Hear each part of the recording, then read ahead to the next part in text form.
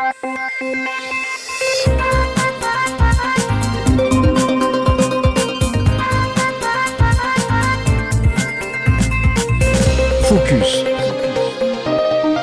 L'entretien du jour.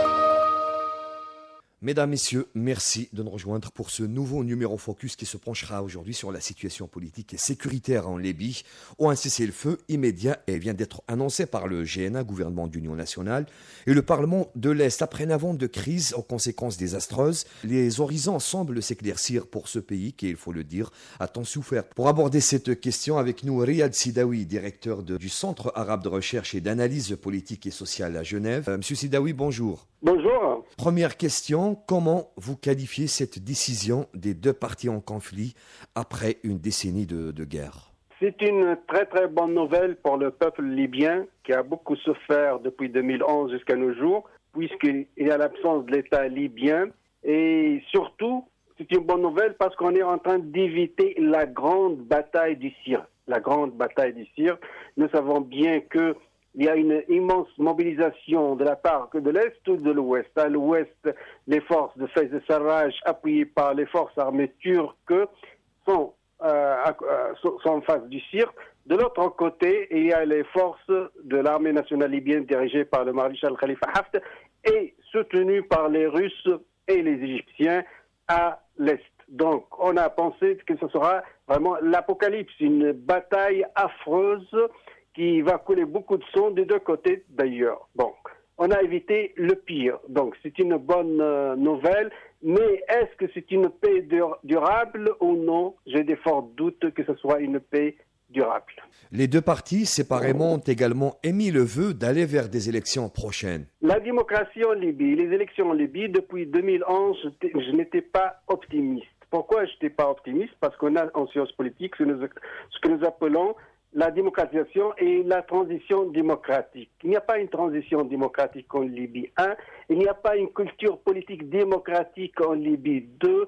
Il n'y a pas des partis politiques et des syndicats qui ont l'habitude d'exercer la politique d'une manière démocratique en Libye. Donc il y a un vide au plan démocratique. Cette culture qui n'existe pas, comment on va pousser une population composée des tribus vers une démocratie. Ça veut dire on accepte les résultats des urnes. Or, il y a eu une tentative en 2014. Voilà, en juin 2014, il y a eu des élections qui ont donné le Parlement actuel de Tobruk, mais à Tripoli, certains partis politiques ont refusé ces résultats. Ils n'ont pas accepté ces résultats. Que ce soit l'un ou l'autre à tort ou à raison, c'est pas ça l'important. L'important, c'est qu'il n'y a pas un contrat social, il n'y a pas un contrat démocratique, il n'y a pas un contrat politique entre les protagonistes afin de stabiliser la vie politique et passer d'un pouvoir à un autre d'une manière pacifique. Il n'y a pas ça, ça n'existe pas en Libye. Donc on est face à une société tribale, il faut souligner le rôle social des tribus, et on est face aussi à des partis politiques qui ne sont pas mûrs pour la démocratisation de la Libye. Donc je ne suis jamais optimiste pour une démocratie en Libye. Et une scène politique carrément anéantie par l'effet de guerre, hein. Ça il faut le dire aussi. Seigneurs des guerres, ceux qui ont profité de cette guerre, parce qu'il y a des profiteurs, il y a des seigneurs des guerres, il y a des aventuristes qui sont devenus des milliardaires et des riches en Libye grâce à cette guerre civile et les ingérences étrangères, évidemment. S'il y a les Russes d'un côté et les Turcs de l'autre en Libye, c'est évidemment pour les richesses libyennes, pour le pétrole libyen.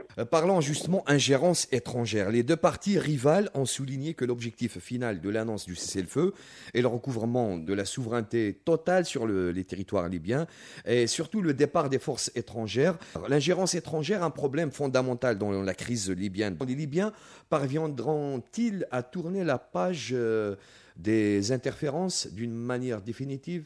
C'est très difficile. Encore une fois, je ne suis pas optimiste, je suis plutôt pessimiste. C'est très difficile.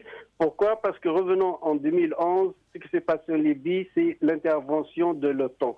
L'OTAN a cassé, a détruit l'État libyen, le régime libyen, le gouvernement libyen. 3 concepts différents, mais ce qui nous intéresse, évidemment, l'État libyen. Ça veut dire le monopole de la violence légitime. Je traduis une seule armée, une seule police, un seul appareil policier national qui sécurise tout le pays. Tout ça n'existe pas en Libye. Tout ça n'existe pas en Libye. Il n'y a pas des illusions, il n'y a pas des mirages. La Libye, c'est une situation chaotique où il y a plusieurs acteurs. Les ingérences étrangères, évidemment, sont des puissances mondiales. Je souligne l'OTAN qui a détruit l'État libyen. Aujourd'hui, à mon avis, l'OTAN est représenté par les forces turques. La Turquie est un pilier de l'OTAN. Je pense, quand je parle de l'OTAN, je ne parle pas de la France. Je parle directement des États-Unis d'Amérique, du Pentagone. Je pense que le Pentagone a donné à l'armée turque cette tâche, qui est la tâche de l'OTAN, que ce soit en Syrie ou en Libye. Surtout, nous voyons bien l'intervention massive des Turcs après l'intervention russe. Et les Américains, évidemment, sont anti-russes. Dès qu'on voit des Russes, donc, il faut les opposer, et cette fois-ci avec leurs alliés, les Turcs. Donc, toutes ces interventions, c'est pour le pétrole. Aujourd'hui, je suis en train de regarder le discours de Erdogan. Il ne parle que de l'énergie et des pétroles, la mer Noire. Et son souci essentiel, c'est le pétrole et l'énergie. Et toutes les ingérences étrangères sont mobilisées par le pétrole et les richesses des Libyens. Évidemment, je ne parle pas des voisins de la Libye. Je ne parle pas de l'Algérie ou de la Tunisie ou de l'Égypte qui ont le droit de regard. Ça veut dire qu'est-ce qui se passe à leurs frontières. Et en plus, je ne pense pas qu'un pays riche comme l'Algérie en gaz et en pétrole cherche le pétrole libyen. Mais les forces étrangères qui viennent de la mer, qui viennent de l'autre côté, évidemment, c'est leur objectif, c'est le butin libyen, c'est le pétrole libyen. Le sous-sol libyen. Monsieur Sidaoui, l'approche algérienne pour la Libye est claire, fondée sur le dialogue et la réconciliation entre Libyens. Ce cessez-le-feu, est-ce le fruit de la médiation algérienne? Je pense oui, évidemment. Je pense oui.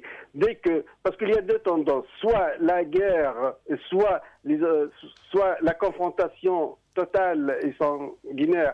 Et là, évidemment, c'est alimenté par les forces de l'OTAN, soit la solution nationaliste, voire politique, pacifique, basée sur un accord de paix durable qui est la version algérienne. L'Algérie, la diplomatie algérienne dit qu'il faut que les protagonistes libyens s'entretenus et trouvent une solution pacifique, durable, sans ingérence étrangère. Et ça, c'est évidemment la solution idéaliste. Et espérons bien que ça va être durable pour les Libyens. Parce que l'accord de paix aujourd'hui, à mon avis, c'est l'accord algérien, où c'est l'attente algérienne, où c'est l'Algérie qui a poussé vers cet accord. Mais les autres forces qui ne veulent pas la paix en Libye, au contraire, qui cherchent le sous-sol libyen, qui cherchent les richesses libyennes, je pense qu'ils vont tout faire afin de saboter cet accord. Et je dis ça, malheureusement, il faut que les Libyens se réveillent et que le nationalisme libyen prend les relèves et qu'ils doivent savoir que ces ingérences étrangères ne sont pas pour le peuple libyen, mais pour la richesse du peuple libyen qui est le pétrole. Une Libye, une et indivisible, ça va se concrétiser? Ce sont aussi mes inquiétudes et mes doutes. Nous savons bien que dès 2011, certaines voix en Occident ont parlé que la Libye historique, en fait, se compose de trois États. La Cyrénaïque à l'ouest, la Tripolitaine à l'est et Fezzan au sud. En 1953, il y a eu la Confédération de la Libye.